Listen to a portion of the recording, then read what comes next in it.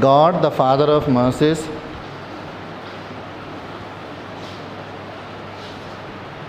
God, the Father of mercies, reconciled the world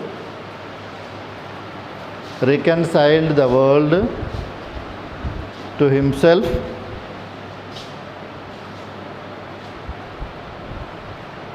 through the death and resurrection of his Son.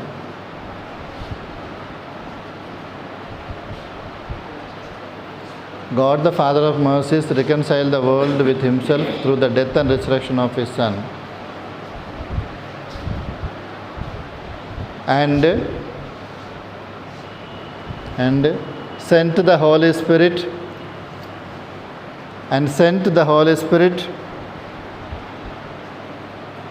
for the forgiveness of sins. And sent the Holy Spirit for the forgiveness of sins.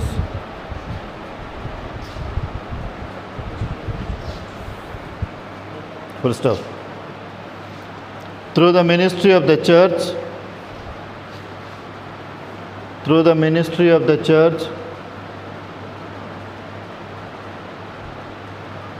may God grant you peace and pardon.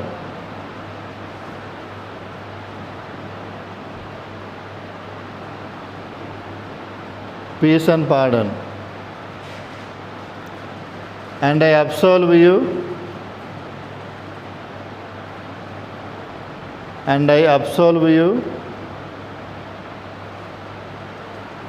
from your sins,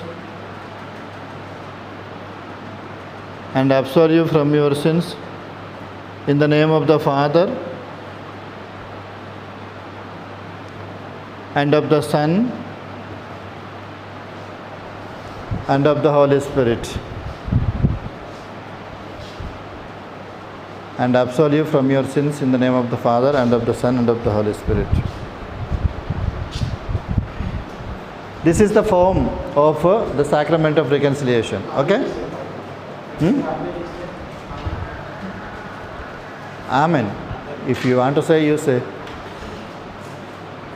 It doesn't form part of the absolution form, but if you want to say, you say. Okay? Because Amen is a response always, no, not to be said by the celebrant, but it is a response by the other party. So in this context, the other party may not say Amen. Okay? You may say if you want. No, it doesn't form part of the prayer. I wrote one formula. Right. Here and there words are changed. Is it Okay. Read. God, the Father of mercies, to the death and resurrection of his Son, has reconciled the world to himself, and sent the Holy Spirit among us for the forgiveness of sins. To the ministry of the church, may God give you pardon and peace, and I absolve you from your sins in the name of the Father, Son, and the Holy Spirit. Correct. No problem. What we have changed then? Read. God, the Father of mercy, reconciles the world to himself, the death and resurrection of his Son. So just change the order, that side, this side, doesn't make any difference. Okay? Some books give this form, some books give this way. God the Father of mercies has reconciled the world to himself through the death and resurrection of his Son. Or some say, God the Father of mercies through the death and resurrection of his Son has reconciled the world with himself and sent the Holy Spirit for the forgiveness of sins. And through the ministry of the church, may God grant you peace and pardon, and I absolve you from your sins in the name of the Father and the Holy Spirit. Amen. So it doesn't make any difference. Okay? This is one and the same. So this is the full absolution form is this one. In that I absolve you from your sins in the Father and the Holy Spirit is essential part. In emergency situations, enough to pronounce those words. That last part, I absolve you from your sins in the name of the Father and the Holy Spirit. Enough to say those words, but only in emergency situation where you have no time even to say the whole absolution prayer, which is only 1 minute, does not take, no? It doesn't take few seconds only it takes. But in such an emergency where you don't have even that much time, enough to say the last sentence also will do. Okay? But when you ask for the form of the this confession, you have to say the full form. That is the way. Okay. So also the problem comes with the Eucharistic prayer. Some consider the institution narrative prayer, that is Jesus taking the bread and saying, "This is my body." No? Okay. Those words by the Lord constitute an essential part within the whole body. Okay? Within the whole body, that they constitute the essential part, but does not mean you can consecrate only with those words. No, that is not allowed. For the Eucharist, full Eucharistic prayer is to be done. All right, no? So the form of the Eucharist is the Eucharistic prayer, the whole body, that starts from the dialogue of preface. From dialogue of the preface, "The Lord be with you" onwards, starts the Eucharistic prayer. And it ends with the doxology, "Through him, with him," no? With Amen. Till then. So that is called Eucharistic prayer. And that is the form of the Eucharist also. So everything is clear? Any doubts? Anybody? Still there are doubts? Ashi? Any other doubt? Now it is clear, no? Fine? Sacrament of baptism and confirmation. The form is, "I baptize in the name of Father, Son, and Holy Spirit." Correct. If we do not include the person, for example, the person is going to get baptized, Wilbur. Wilbur, I baptize in the name of Father. Is the name essential or only just the formula? The form is this one. You may add the name, is no problem. Okay? You may add the name. Okay? Usually we say the name and do it. The form is baptizing in the Blessed Trinity. No? In the name of the Trinity is the of essence. Okay. I baptize you in the name of the Father, Son, and the Holy Spirit. Amen. Bishop saying, "Be sealed with the Holy Spirit."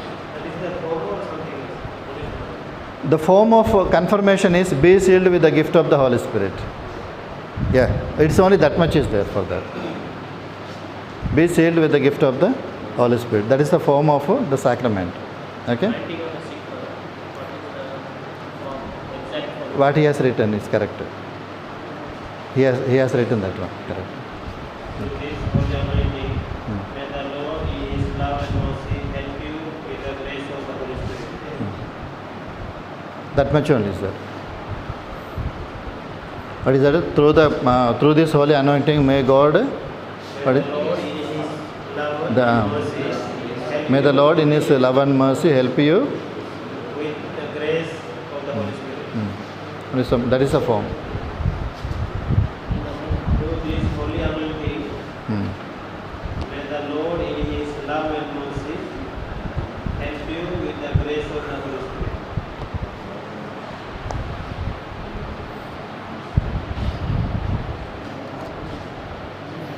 So brothers, in this particular area, don't make any mistake at any cost. Because if any mistake is done, it will affect either the validity or the licitness of the sacrament. Okay? Validity and licitness of the sacraments will be affected. Therefore, don't make any mistake in this. Whether in matter or form or minister.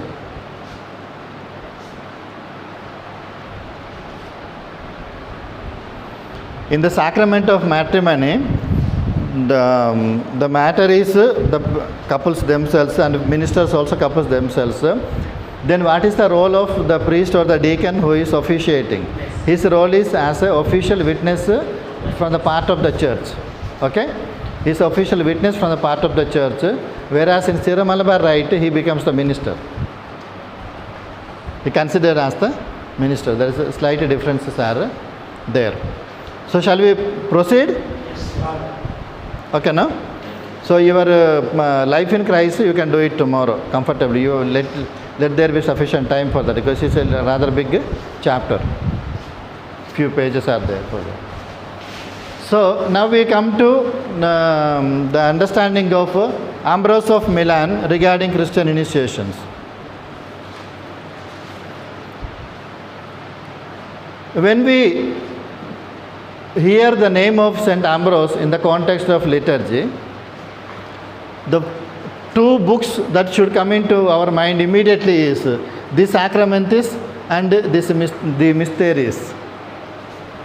Two important treatises.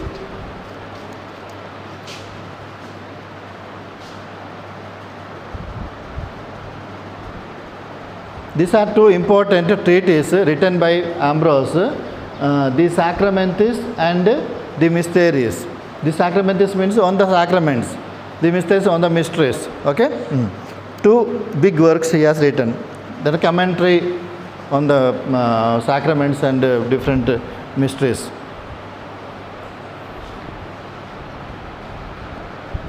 Unlike other fathers of the church, which we have seen or whom we have seen already, Ambrose does not describe organized catechumenate. Okay? The 5 stages of preparation, the presentation of the candidate, then catechetical period, then illumination period, immediate proximate preparation, initiation, mystagogia. He doesn't explain all those things. Okay? He directly explains the mystery already which he has received. That means the Christian initiation which is already received is explained directly by Ambrose. He does not explain the catechumenate.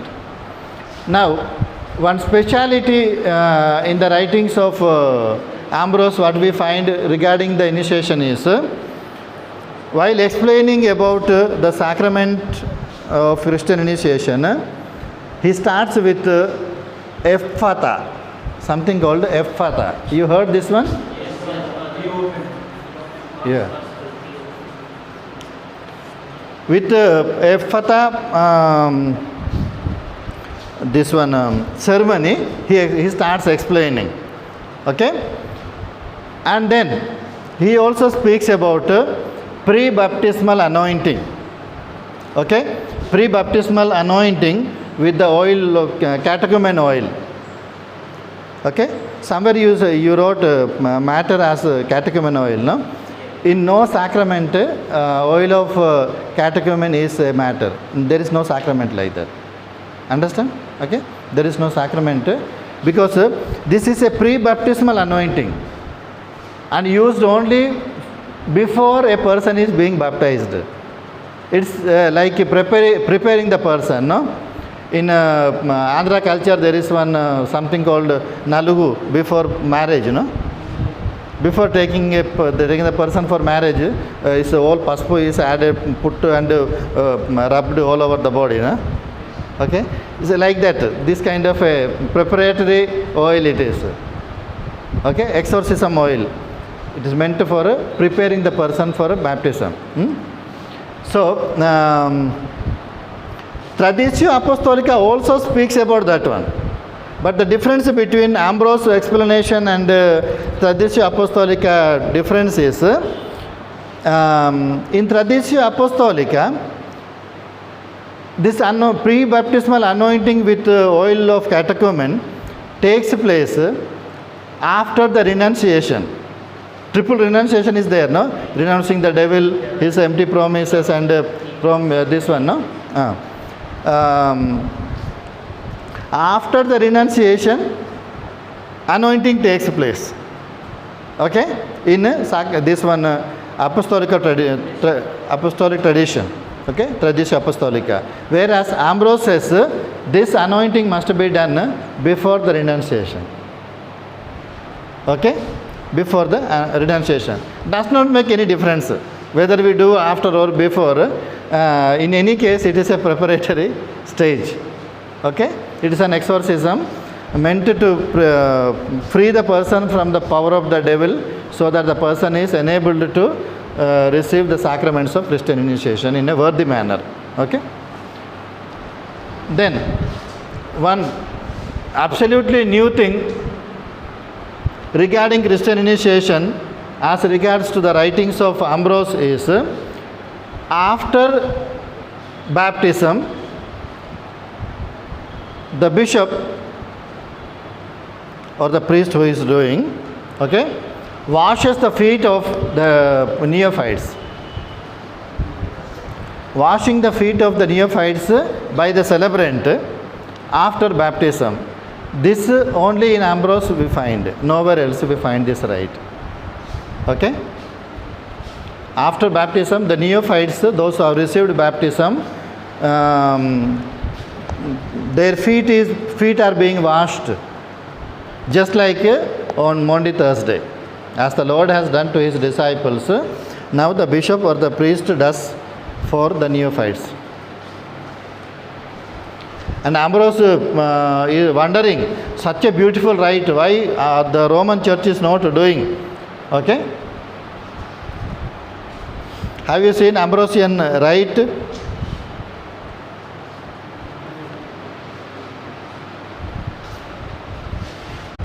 This washing the feet immediately after baptism is to be found only in the Ambrosian rite and not in the Roman rite.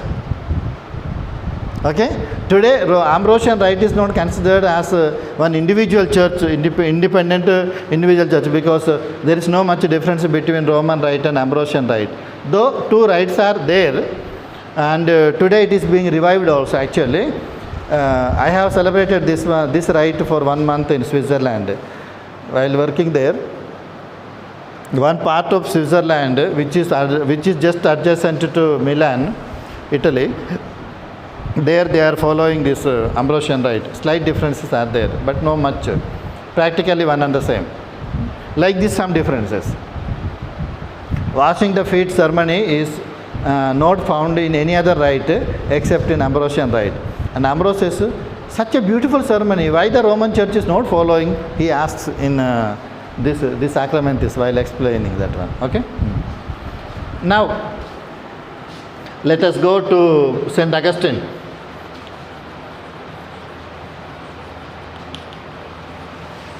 Augustine of Hippo.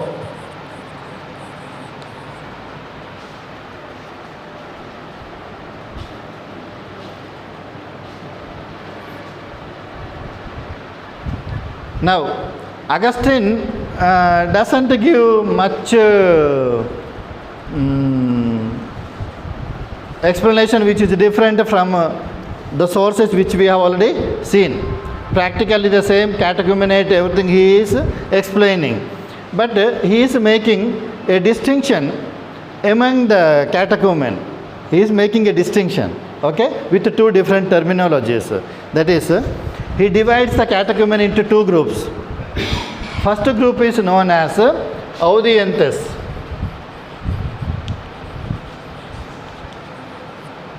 Audientes. The second group is known as competentes.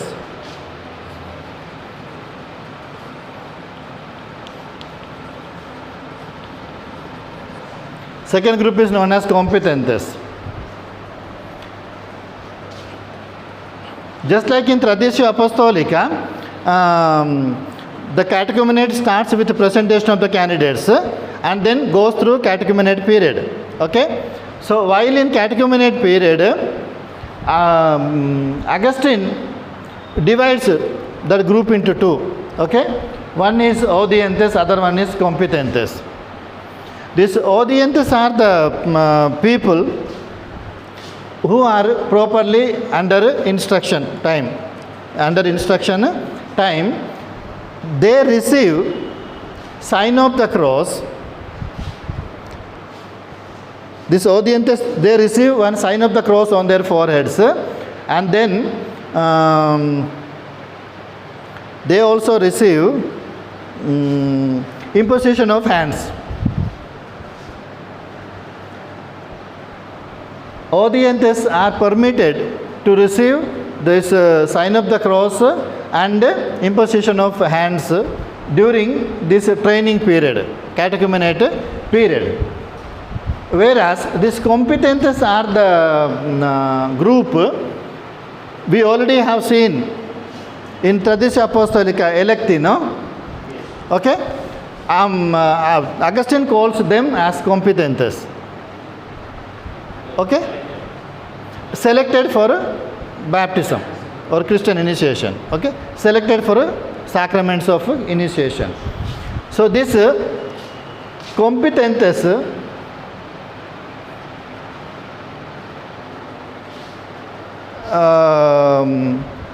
are the people who are in proximate preparation. Okay, immediate preparation for the sacraments of Christian initiation. Speciality of this one is now Augustine comes to something very special which we did not hear till now. To the competentes, a ceremony called Traditio and Reditio Symboli are performed.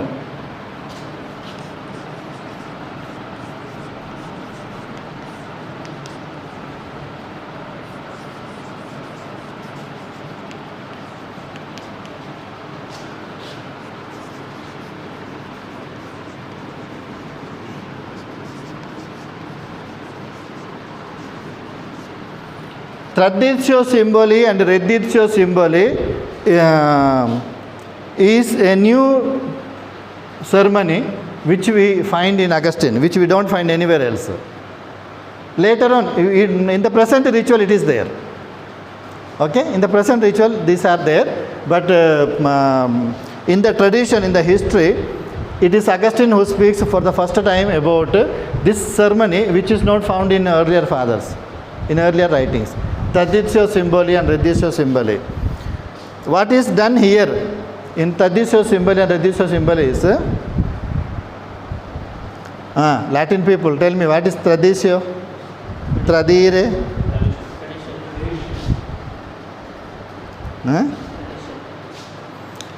In general terms, we understand it as a tradition, but here in this context, transmission of or passing over the tradition. Okay, passing over or transmitting the tradition of the church. Now here it is Traditio Symboli, it is used, the word symboli. This symboli means creed, symbols of faith. Traditio Symboli means handing over the symbols of faith. Traditio Symboli, handing over or passing on the symbols of faith. That is the 12 creedal formula. That is the meaning. Each one is a symbol of faith. Okay, and that is being handed over to the candidates. How it is to be done is the celebrant on an appointed day during the celebration of the Mass or in some other celebration of the Liturgy of the Word, calls the candidates in front of the altar, in front of the sanctuary, and there the celebrant reads or says from, it is by heart for the celebrants, supposed to be. Creed, everybody is supposed to know it. This is one reason why I ask creed and 10 commandments things in the exam. It's not for joke or wasting time. It is meant for some serious reason. You see here, the celebrant is bound to say each of the symbol of faith and then give a commentary on that one. All the 12 he must give commentary. Okay, so that is called Traditio Symboli. He has to recite one symbol of faith, then make a commentary, and recite the second one, make a commentary, recite third one, make a commentary. Like that, each symbol of faith is handed over to the candidates, explained to the candidates. That is called Traditio Symboli. Even in present ritual also it is there. Actually, every celebrant is bound to do that one. Not at the moment of baptism as such, but during the time of catechumenate, which also is there now. Okay, which you are supposed to do. That is the reason I asked the brothers, please prepare homilies, 12 homilies on symbols of faith. Begin now onwards. Okay, begin now onwards. By the time you become deacons, when you are about to administer the sacrament of baptism, by the time you should know how to prepare the candidates. Okay, and this is a prerequisite, traditio symboli, whereby you are to recite each of the 12 symbols of faith and give a commentary on each of them. It is a part of catechumenate in the present ritual. Therefore, you should know it well. Okay. And then what is this redditio symboli? Redditio symboli means on an appointed day, these candidates to whom the creed is already being taught, okay, they must say back in like a memory, by heart. They must recite by themselves. Till now, the candidate is receiving, the celebrant is explaining. After learning all this, after finishing this traditio symboli, on an appointed day, the candidates themselves must hand over back or give back the symbols. That means say by heart, memorize, or at least by reading. They have to say by themselves the creed, thus making that creed as their own. Symbol is that one. Okay. This symbol means symbols. These symbols are nothing but symbols of faith, which are 12 that contained in the Apostolic Creed or Nicene Creed. So the celebrant is bound to recite each of the symbols and explain, and the candidates are bound to say it by heart. Okay. So that is how we train. Augustine is the one who speaks about the tradition, traditio symboli and redditio symboli for the first time. Okay. Having said this much, for time being, for this hour, this is enough. Now let me tell you something about exam. What about our exam? You want a written exam or oral exam? Huh? Okay. You want at the end of the semester together with all the exams, or shall we finish now? During the course, end of the course. Huh?